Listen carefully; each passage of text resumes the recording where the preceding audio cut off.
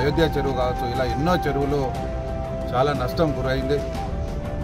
ఈ చెరువులతో పాటు రోడ్లు పోయినాయి, కరెంటు పోయింది, పేదలు ఎస్సీ ఎస్టీ కాలనీలు కొట్టుకుపోయినాయి, బియ్యం లేకుండా గొర్రెలు కొట్టుకుపోయినాయి, బర్రెలు కొట్టుకుపోయినాయి, పండ్లు కొట్టుకుపోయినాయి, చాలా నష్టం జరిగింది. నేను ప్రభుత్వానికి ఒక్కటే నివేదిక ఇస్తున్నాం, దయచేసి ప్రభుత్వం అర్థం చేసుకోవాలని చెప్పేసి మేము ప్రాధేయపడుతున్నాం, మేము డిమాండ్ చేస్తున్నాం, మేము రిక్వెస్ట్ చేస్తున్నాం.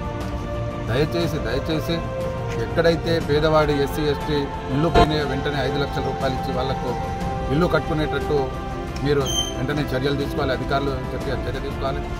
ఏదైతే పెద్ద చెరువులు తెగినాయో ఇప్పటికైనా వెంటనే నిర్మాణము చేస్తే ఇప్పటికి వచ్చే రోజులలో కనీసం ఆ నీళ్లు ఆగి మన రైతులు, అన్నం పెట్టే రైతులు బాగుంటారని చెప్పేసి నేను మీకు ప్రభుత్వాన్ని వేడుకుంటున్నాను. నేను సీఎం గారికి రిక్వెస్ట్ చేస్తున్నా.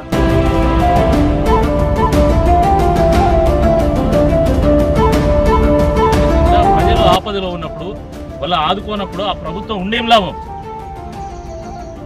కాబట్టి మీరు గ్రామాన ఇరిగేషన్ అధికారులు మొత్తం చెరువులను ఇన్స్పెక్ట్ చేయాలి, కుంటలను ఇన్స్పెక్ట్ చేయాలి, ఎక్కడెక్కడైతే కట్టలు దిగినాయో యుద్ధ ప్రాతిపదికన చర్యలు తీసుకోవాలి, వెంటనే మరి వాటిని మరమ్మతులు చేయాలి.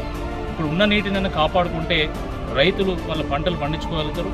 నష్టపోయినటువంటి ప్రతి ఎకరాన్ని కూడా ఎన్యూమరేట్ చేయాలి, ఏ రైతు నష్టపోయిండు, ఏ పంట అది, దానికి ఎంత నష్టపరిహారం చెల్లించాలనేది కూడా ప్రభుత్వం వెంటనే వివరాలు సేకరించాలి. ఎకరానికి కనీసం 30,000 రూపాయలు తగ్గకుండా మరి ఎక్స్గ్రేషియా చెల్లించాలి.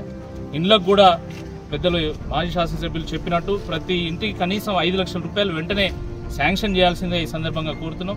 1 నెల 2 నెలలకు కావాల్సినటువంటి సరుకులను కూడా ఈ గ్రామాల్లో ఉన్నటువంటి ప్రజలకు ఉచితంగా పంపిణీ చేయాలి. చాలామంది వాళ్ళ పిల్లలు బుక్స్ కూడా వాళ్ళు కోల్పోయినలు.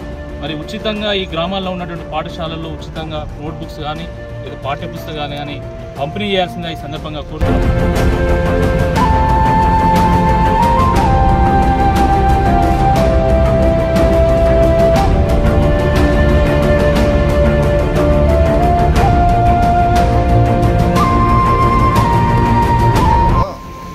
ఆ చెరువులకు ఇమ్మీడియట్గా మినిమం కనీసం చేస్తే ఆ నీళ్ళు ఆగుతాయి కదా నాన్న.